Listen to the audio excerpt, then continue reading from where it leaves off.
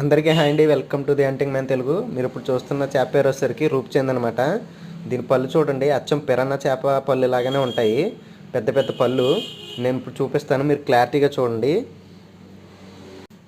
మనిషి వేలే కాదు, ఏదైనా కట్ చేసే విధంగా ఉన్నాయి దీని పళ్ళు అయితే.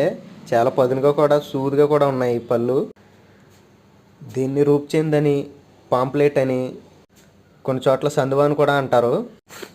దీని పొట్ట భాగంలో అయితే చాలా పదునుగా బ్లేడ్లా ఉంటుంది అనమాట. పట్టుకునేటప్పుడు చాలా జాగ్రత్తగా పట్టుకోవాలి, లేదంటే తెగిపోతాయి చేతులు అయితే. ఈ చేప అయితే చెరువులో పెంచిన చేప. మా సైడ్ ఎక్కువగా పెంచుతారు, తెల్ల చేపలతో పాటు ఈ చేపను కూడా పెంచుతారనమాట. ఈ చేప అయితే కర్రీ కంటే ఫ్రై కట్ చాలా టేస్ట్గా ఉంటుంది. దీని పళ్ళు అయితే చాలా పదునుగా చాలా పెద్దగా ఉన్నాయండి. ఈ వీడియోకి ఒక లైక్ చేసి మరిన్ని ఇలాంటి వీడియోల కోసం మన ఛానల్కి అయితే సబ్స్క్రైబ్ అవ్వండి. Please support me.